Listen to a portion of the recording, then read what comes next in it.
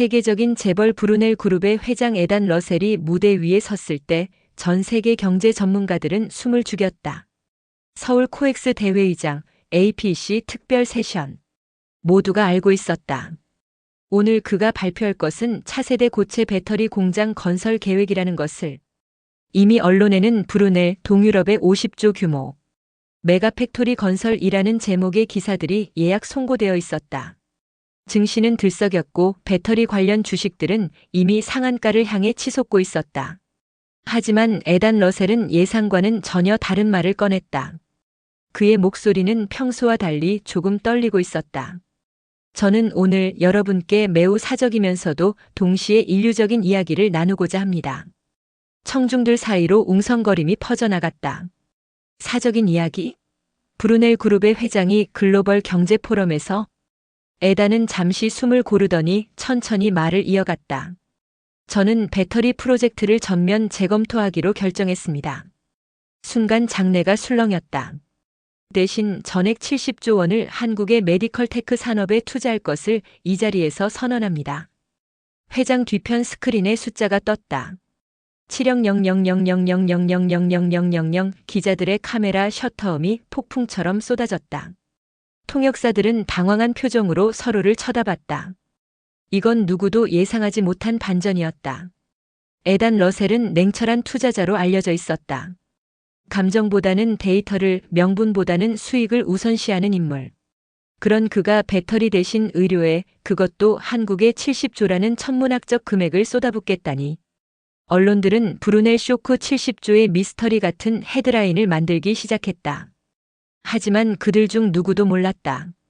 이 결정 뒤에 숨겨진 한 가족의 절박하고도 기적 같은 이야기를. 사실 에단 러셀에게 한국은 그저 비즈니스 파트너 중 하나였을 뿐이었다. 반도체, 디스플레이, 자동차. 효율적이고 기술력 있는 나라. 그 이상도 이하도 아니었다. 그가 한국에 대해 개인적 감정을 느낄 이유는 없었다. 적어도 2주 전까지는. 그때까지만 해도 그는 폴란드와 체코 중 어디에 공장을 지을지 고민하고 있었다. 아내 리사는 유럽을 선호했다. 거기가 더 세련됐잖아요. 클라라 치료에도 가까워요. 클라라. 그들의 단 하나뿐인 딸. 18살의 소녀는 뉴욕 맨해튼의 특수병동에 누워 있었다. 클라라는 태어날 때부터 건강했다. 똑똑하고 명랑한 아이였다. 피아노를 치고 발레를 하고 친구들과 웃었다. 하지만 15살 생일을 앞두고 모든 것이 무너졌다.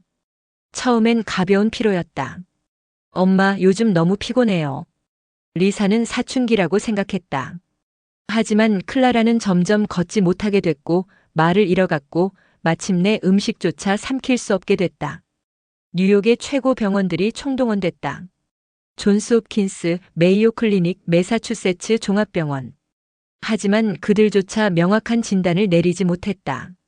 자가 면역 질환의 일종으로 추정됩니다만 추정. 그 단어가 에단의 가슴을 찢었다. 세계 최고의 의료진이 자기 딸의 병을 추정한다고. 3년이 흘렀다. 클라라는 이제 생명 유지 장치에 의존했다.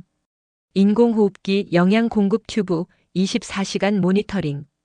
에단은 전 세계 의료 전문가들에게 자문을 구했다. 스위스의 줄기세포 전문가, 일본의 면역학권위자, 독일의 유전자 치료 연구소. 누군가는 희망이 있다고 했고 누군가는 기적을 기다리는 수밖에 없다고 했다. 에단은 기적을 믿지 않는 사람이었다. 그는 데이터를 믿었고 논리를 신뢰했다. 하지만 딸이 매일 조금씩 사라져가는 것을 보면서 그는 자신이 무력한 한 명의 아버지에 불과하다는 것을 깨달았다. APC 회의를 위해 한국을 방문하기로 했을 때 리사는 강하게 반대했다. 당신이 서울에 가 있는 동안 클라라에게 무슨 일이 생기면 어떡하죠? 그녀의 목소리는 공포에 질려 있었다. 리사는 완벽주의자였다. 예일 로스쿨을 수석으로 졸업한 변호사 출신. 그녀는 모든 것을 통제하고 싶어 했다. 특히 딸의 치료에 관해서는 더욱 그랬다. 그녀는 한국 의료에 대해 편견을 가지고 있었다. 아시아의 병원들이요? 제발요, 에단. 우리 딸은 실험 대상이 아니에요. 에단은 그녀를 설득하지 않았다. 설득할 수 없다는 걸 알았으니까. 대신 그는 혼자 한국에 갔다. 업무상 불가피한 일정이라고 사흘이면 돌아온다고 약속했다. 그런데 이상한 일이 벌어졌다. 출발 전날 밤 클라라가 깨어났다. 정확히는 의식이 명료해진 것이다. 그녀는 몇 달 만에 처음으로 엄마의 손을 꼭 쥐었다. 엄마 리사는 놀라서 딸의 침대로 달려갔다. 클라라, 말할 수 있어? 엄마 목소리 들려? 클라라는 천천히 고개를 끄덕였다. 그리고 떨리는 목소리로 말했다. 엄마, 저 한국에 가고 싶어요. 리사는 귀를 의심했다. 뭐라고? 한국? 무슨 소리야, 클라라. 하지만 클라라는 분명하게 말했다. 꿈에서 그곳에서 걸었어요. 엄마, 저 그곳에 가야 해요. 제발요. 의사들은 이를 선망이나 약물 부작용이라고 설명했다. 하지만 클라라는 계속해서 한국에 가고 싶다고 말했다. 눈물을 흘리면서 간절하게. 리사는 딸의 눈빛을 보았다. 그 안에는 절망이 아니라 희망이 있었다. 3년 만에 처음 보는 빛. 결국 리사는 에단에게 전화를 걸었다. 당신 말이 맞았어요. 우리 같이 가요. 클라라도 데려가요. 에단은 잠시 말을 잇지 못했다. 정말? 리사, 괜찮겠어? 아니요, 괜찮지 않아요. 하지만 딸이 원하는 일이에요. 우린 부모잖아요. 그렇게 러셀 가족은 의료진과 함께 특별 의료기를 타고 한국으로 향했다. 인천국제공항에 도착했을 때 리사는 자신도 모르게 긴장했다. 그녀가 상상했던 한국은 어딘가 낙후되고 혼잡하고 질서가 없는 곳이었다. TV에서 본 붐비는 시장, 빨간 간판들, 시끄러운 거리. 그런 편견들이 그녀의 머릿속을 채우고 있었다. 하지만 VIP 게이트를 통과하는 순간 그녀는 입을 다물 수 없었다. 공항은 아름다웠다. 빛나는 유리 천장, 한국 전통 문양이 현대적으로 재해석된 인테리어, 정갈하게 정돈된 공간. 그리고 무엇보다 놀라운 것은 청결함이었다. 먼지 하나 없이, 지문 하나 없이 깨끗한 바닥과 벽. 이건 유럽의 공항보다도 세련됐다. 한국 정부 관계자들이 그들을 맞이했다. 완벽한 영어와 프랑스어, 심지어 러시아어까지 구사하는 직원들. 웰컴 투 솔 미시즈. 러설. 워 디플리 아너드 투 해브 유언드 요 패멀리 히. 리사는 준비된 감사 인사를 하려다가 말을 멈췄다. 저 여성 직원은 클라라를 보고 있었다. 딱딱한 프로토콜이 아니라 진심 어린 연민의 눈빛으로. 그녀는 클라라에게 다가가 부드럽게 말했다. 안녕하세요, 클라라. 당신이 이곳에 와주셔서 정말 기뻐요. 우리나라가 당신에게 도움이 되기를 진심으로 바랍니다. 그 순간 리사의 눈가가 뜨거워졌다. 이건 외교적 제스처가 아니었다. 진짜였다. 호텔로 이동하는 차 안에서 리사는 창밖을 바라봤다. 서울의 스카이라인이 펼쳐졌다. 롯데월드 타워가 저녁 하늘을 찔렀고 한강은 빛으로 반짝였다. 거리는 깨끗했고 사람들은 질서정연했다. 신호를 지키는 차들, 횡단보도를 건너는 시민들. 그녀가 상상했던 혼돈은 어디에도 없었다. 대신 그곳에는 조화가 있었다. 전통과 현대의 조화, 효율과 인간미의 조화. 리사는 자신이 얼마나 무지했는지 깨닫기 시작했다. 그녀는 한국을 본 적이 없었다. 그저 편견으로 채색된 이미지만을 가지고 있었을 뿐. 다음 날 아침 호텔 스위트룸에 한 통의 초대장이 배달됐다. 금박으로 장식된 흰색 봉투. 안에는 한글과 영어로 쓰인 정중한 문구가 적혀 있었다. 제노스 메디컬 재단 VIP 건강검진 프로그램에 귀하를 초대합니다. 에단이 읽어보더니 고개를 갸웃했다. 한국 정부의 환영 선물인가 보네. 검진 프로그램이라고. 리사는 즉각 거부감을 드러냈다. 우린 이미 최고의 의료진이 있어요. 굳이 여기서 검진을 받을 필요는 하지만 그녀의 말이 끝나기도 전에 클라라가 작은 목소리로 말했다. 엄마, 저 받아보고 싶어요. 리사는 딸을 바라봤다. 클라라의 눈에는 또다시 그 빛이 있었다. 희망의 빛. 클라라, 괜찮아. 우리 뉴욕에 돌아가면 다시 검사받을 수 있어. 하지만 클라라는 고개를 저었다. 아니에요, 엄마. 여기서요. 여기서 받고 싶어요. 제발요. 에단과 리사는 눈빛을 교환했다. 딸이 이렇게 간절하게 무언가를 원한 게 3년 만이었다. 결국 리사가 한숨을 쉬며 말했다. 알았어. 한번 가보자. 하지만 이상하면 바로 나오는 거야. 초대장에 적힌 연락처로 전화를 걸었고 그날 오후 일정이 잡혔다. 제노스 메디컬 재단은 서울 강남의 중심부에 위치해 있었다. 하지만 건물 외관에서는 병원 같은 느낌이 전혀 나지 않았다. 오히려 현대적인 갤러리나 연구소 같았다. 유리와 백색 대리석으로 이루어진 건물, 곳곳에 배치된 녹음과 분수. 입구에는 GENESIS MEDICAL FOUNDATION 웨어 사이언스 미츠 호프라는 문구가 새겨져 있었다. 과학이 희망을 만나는 곳. 리사는 코웃음을 칠 뻔했지만 참았다. 희망. 그녀는 지난 3년간 그 단어를 너무 많이 들었다. 이제 그 단어는 공허하게 느껴졌다. 하지만 안으로 들어서자 분위기가 달랐다. 로비는 고요했다. 병원 특유의 소독약 냄새가 없었다. 대신 은은한 라벤더 향이 퍼져 있었다.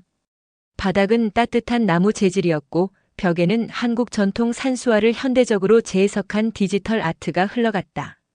접수 데스크의 직원은 러셀 가족을 보자마자 미소를 지으며 다가왔다. 러셀 가족분들이시죠? 기다리고 있었습니다. 이쪽으로 오세요. 그들은 특별 엘리베이터를 타고 15층으로 올라갔다. 엘리베이터 안에서조차 클래식 음악이 조용히 흘렀다. 바흐의 골드베르크 변주곡. 15층은 완전히 다른 세계였다. 복도는 넓고 밝았으며 각 검진실은 마치 호텔 스위트룸처럼 꾸며져 있었다. 창밖으로는 한강과 남산타워가 한눈에 들어왔다. 안내를 받은 방에는 이미 의료진이 대기하고 있었다. 그중 한 명의 젊은 남성이 앞으로 나왔다. 안녕하세요, 러셀 가족분들. 저는 한도윤입니다. 제노스 재단의 면역학 및 희귀질환 담당 교수입니다. 그는 유창한 영어로 자기소개를 했다. 리사는 그의 나이가 기껏해야 30대 중반으로 보인다는 사실에 약간 불안했다. 너무 젊지 않나? 하지만 한도윤의 눈빛은 침착했다. 그는 클라라를 보며 부드럽게 말했다. 클라라, 만나서 반가워요. 긴 여행이었을 텐데 괜찮아요? 클라라는 고개를 끄덕였다. 한도윤은 에단과 리사에게로 시선을 돌렸다. 먼저 클라라의 의료 기록을 검토했습니다. 뉴욕에서 보내주신 자료들 말이죠. 매우 복잡한 케이스네요. 리사가 방어적으로 말했다. 그래서 여기서 뭘 할 수 있다는 건가요? 뉴욕의 최고 전문가들도 진단을 못 내렸는데. 한도윤은 미소를 지었다. 오만한 미소가 아니라 이해한다는 듯한 미소였다. 물론입니다, 러셀 부인. 제가 만능이라는 뜻이 아닙니다. 하지만 우리에겐 다른 도구가 있습니다. 하모니를 소개해드리죠. 하모니. 그 이름을 듣는 순간 방 한쪽 벽이 슬라이드되며 열렸다. 그 안은 거대한 컴퓨팅 룸이었다. 수십 개의 서버가 조용히 작동하고 있었고 중앙에는 홀로그램 인터페이스가 떠 있었다. 하모니는 우리 재단이 개발한 AI 기반 통합 진단 시스템입니다. 한도윤이 설명을 이어갔다. 전 세계 3억 건 이상의 의료 데이터, 200만 편의 논문, 그리고 희귀질환 사례 데이터베이스가 실시간으로 연동돼 있죠. 단순히 증상을 매칭하는 게 아니라 유전자, 면역, 신경, 대사 모든 레벨에서 패턴을 분석합니다. 에단이 앞으로 나섰다. 그는 기술자였다. 이런 설명은 그의 언어였다. 정확도는 어느 정도입니까? 희귀질환 진단에서 94.7%의 정확도를 보입니다. 물론 최종 판단은 항상 의료진이 내립니다. AI는 도구일 뿐이니까요. 리사는 여전히 회의적이었지만 검진을 거부할 명분은 없었다. 클라라는 이미 검사대 위에 누워 있었고 의료진이 조심스럽게 준비를 하고 있었다. 첫 번째는 혈액 검사였다. 하지만 일반적인 체열이 아니었다. 미세 바늘 10개가 동시에 다른 부위에서 혈액을 채취했고 각 샘플은 즉시 분석 장비로 이동했다. 우린 단일 샘플이 아니라 다층 샘플링을 합니다. 신체의 각 부위마다 면역 반응이 다를 수 있거든요. 한도윤이 설명했다. 이어서 MRI, PET-CT, 그리고 뇌파 검사가 진행됐다. 모든 과정은 놀라울 정도로 조용하고 빨랐다. 클라라는 불편해하지 않았다. 오히려 편안해 보였다. 3시간 후 한도윤이 다시 나타났다. 그의 손에는 태블릿이 들려 있었다. 결과가 나왔습니다. 리사의 심장이 두근거렸다. 3년 동안 수십 번의 검사를 했지만 명확한 답을 들어본 적이 없었다. 한도윤은 태블릿을 테이블 위에 놓고 홀로그램 화면을 띄웠다. 그곳에는 클라라의 신체 데이터가 3D로 펼쳐져 있었다. 클라라는 자가 면역성 신경교란 증후군을 앓고 있습니다. 리사가 숨을 죽였다. 그게 뭔가요? 영어로는 오토이뮨 뉴럴 디스럽션 신드롬, 줄여서 ANDS라고 부릅니다. 극도로 희귀한 질환이죠. 전 세계에서 지금까지 단 4명만 공식적으로 진단받았습니다. 에단이 끼어들었다.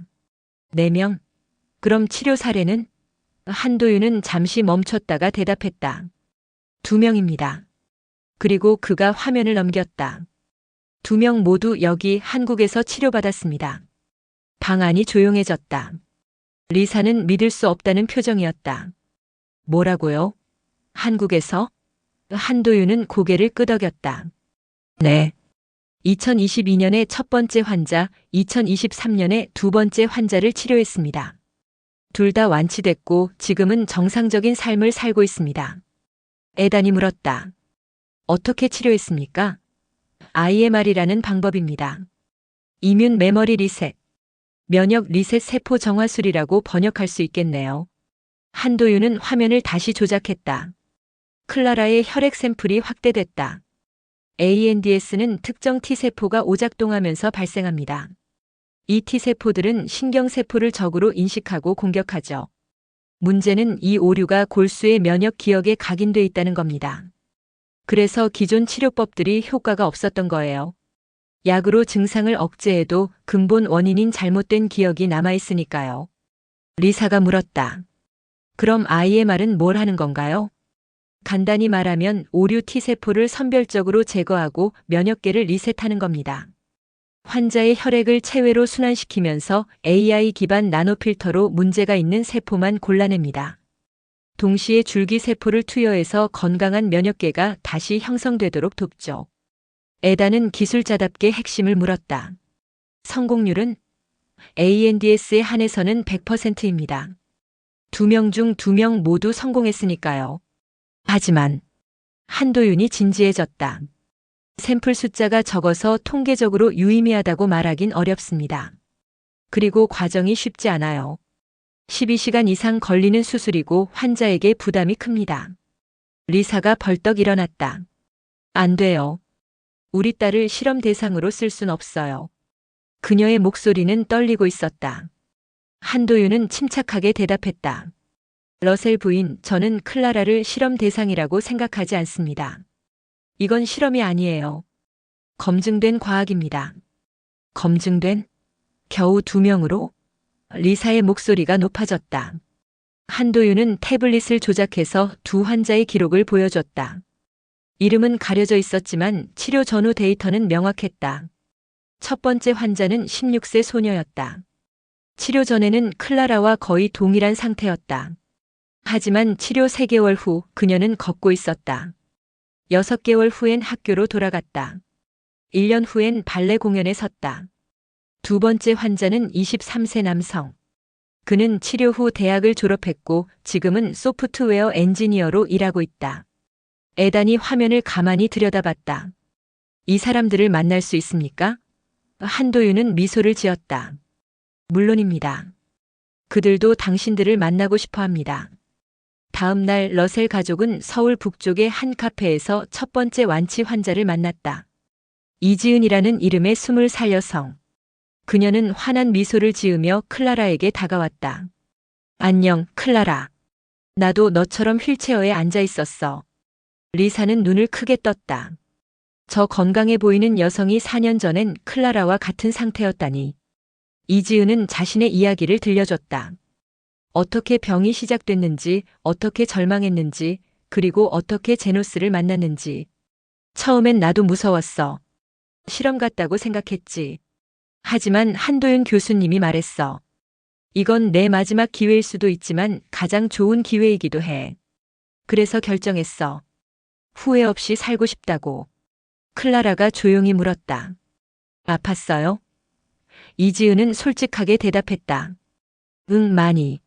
수술 후 일주일은 정말 힘들었어. 온몸이 아프고 열이 나고.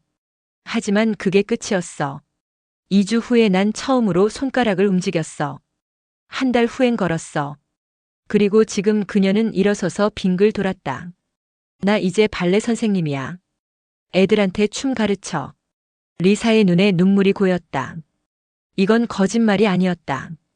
눈앞에 이 여성은 진짜 살아있었다. 웃고 움직이고 꿈을 꾸고 있었다. 에단이 물었다.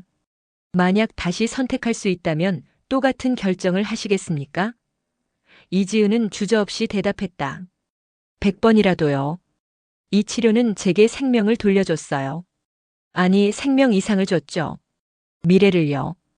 카페를 나오는 길에 리사는 에단의 손을 꼭 쥐었다. 우리 시도해 볼까요? 에단은 아내의 눈을 바라봤다.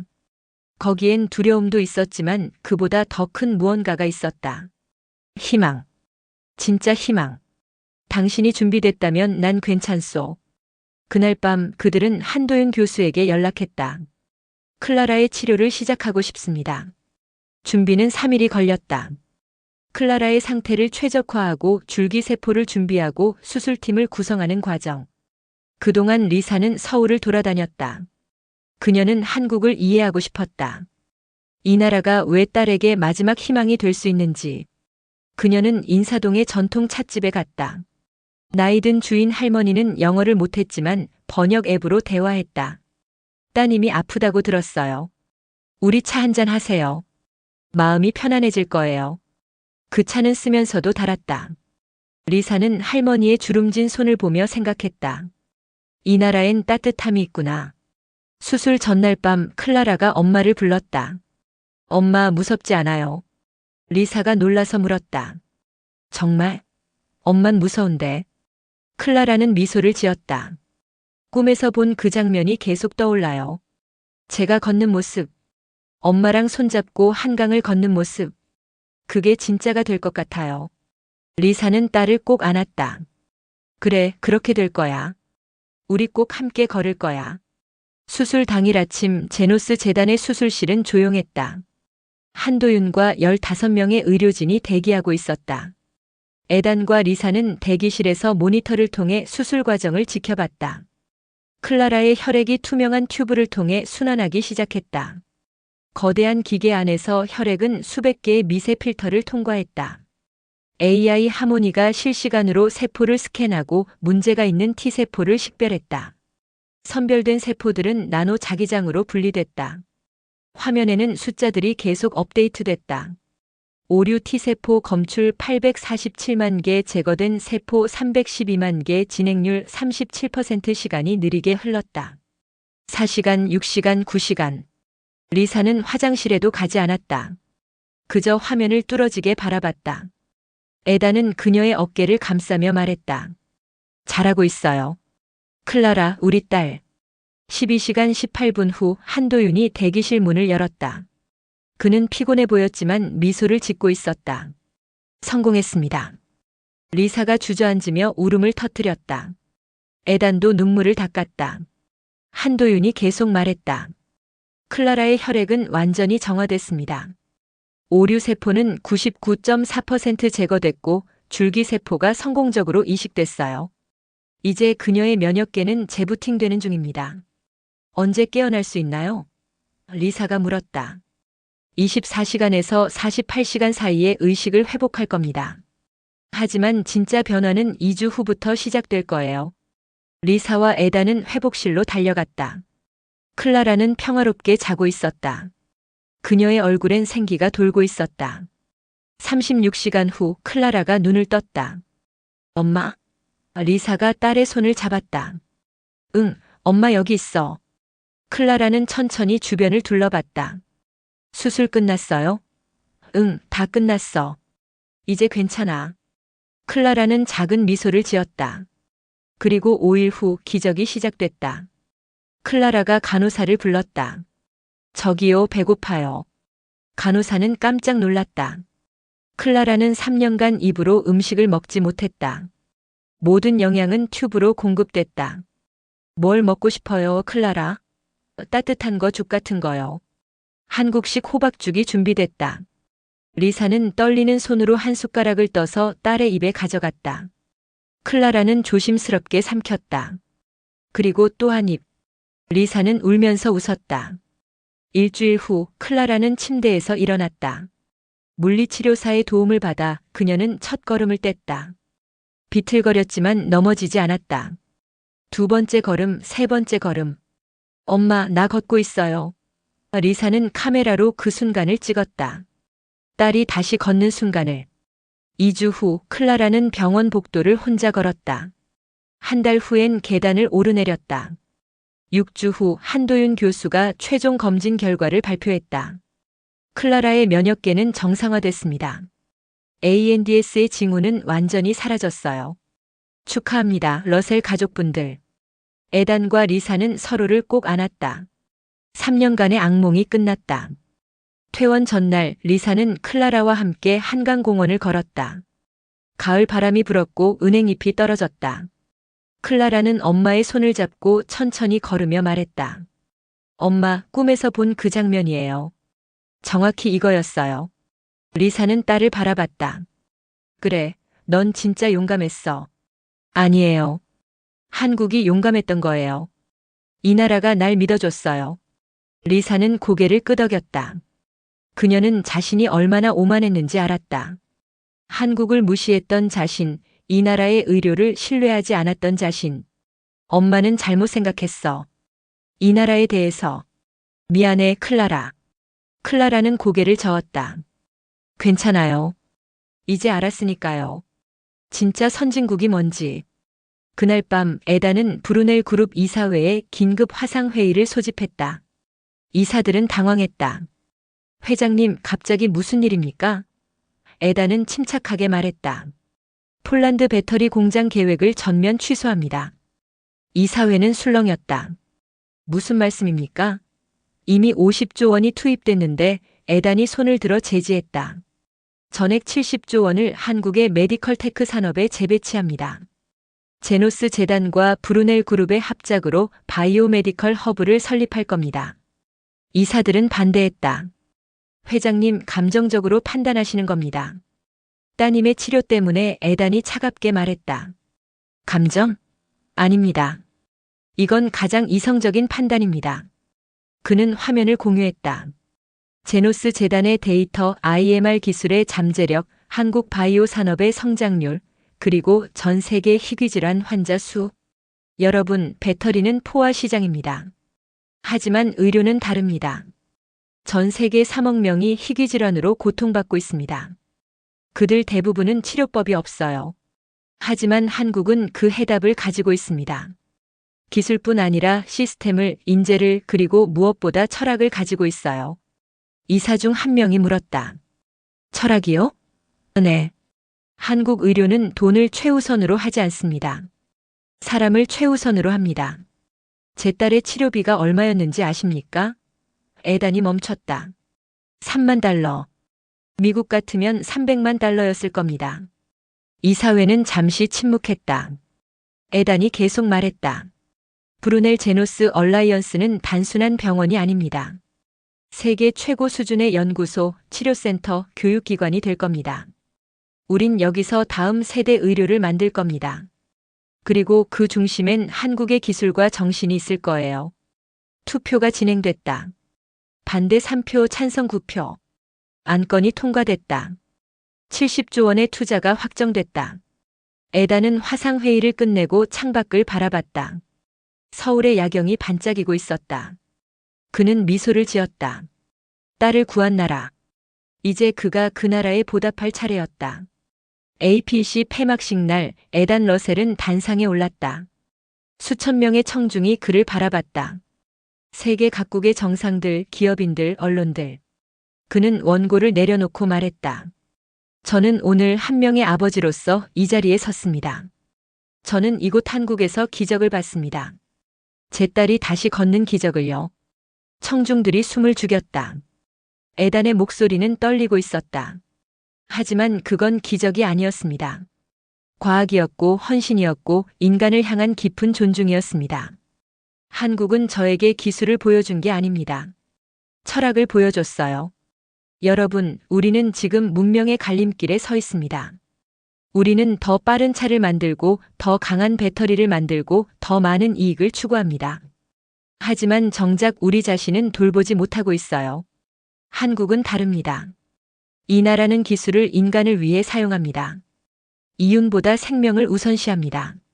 그는 잠시 멈췄다가 선언했다.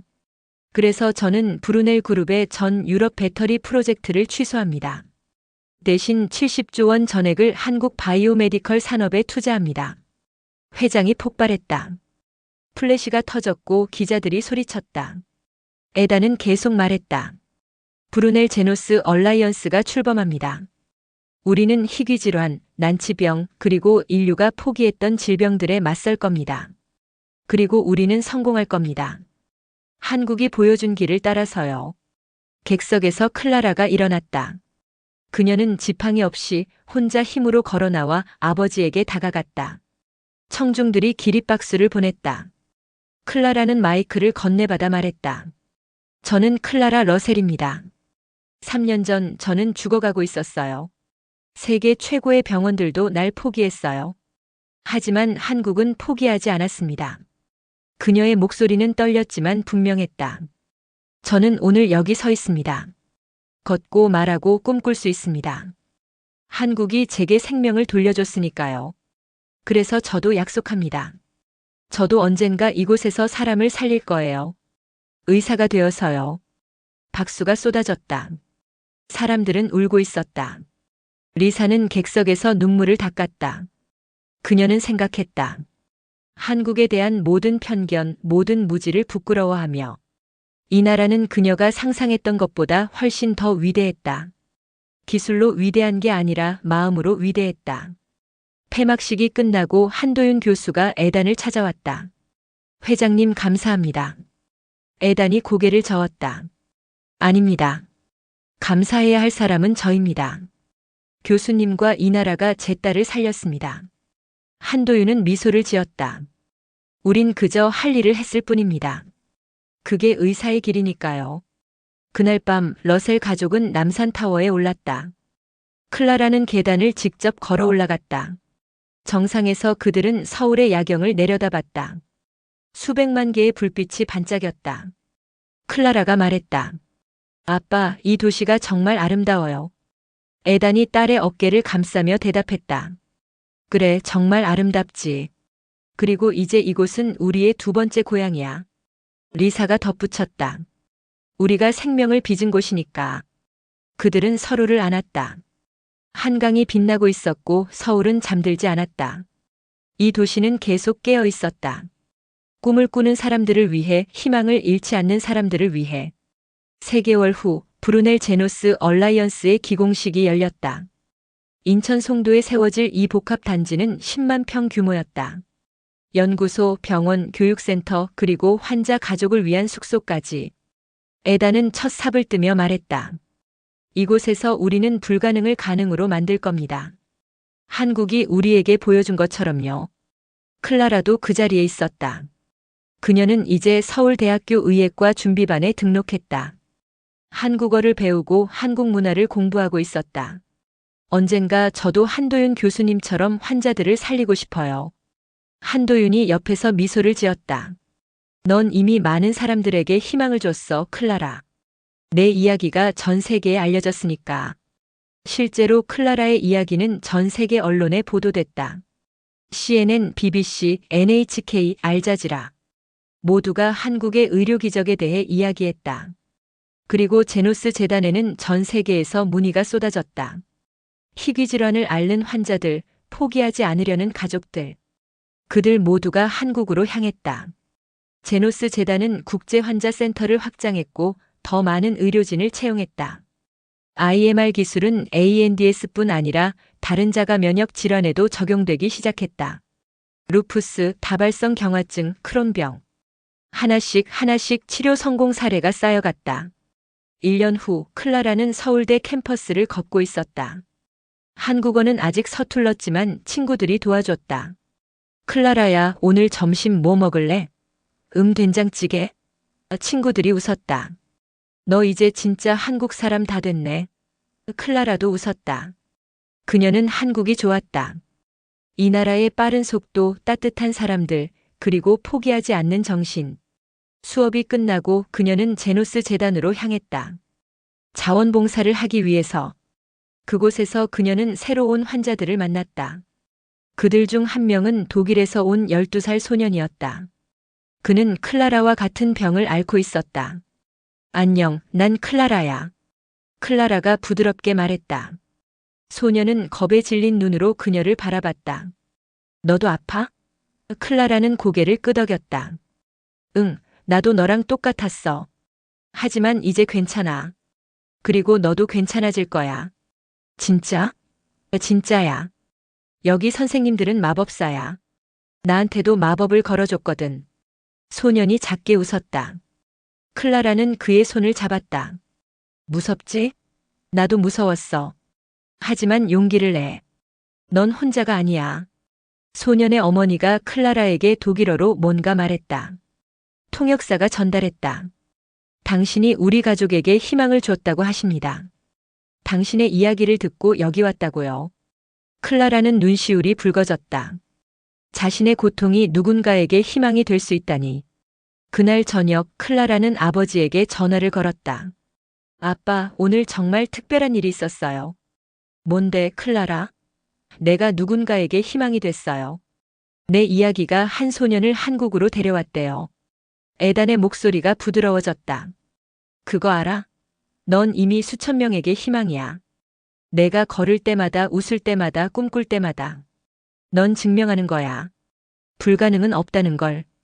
고마워요, 아빠. 그리고 한국을 선택해줘서 고마워요. 아니야, 클라라. 한국을 선택한 건 너였어.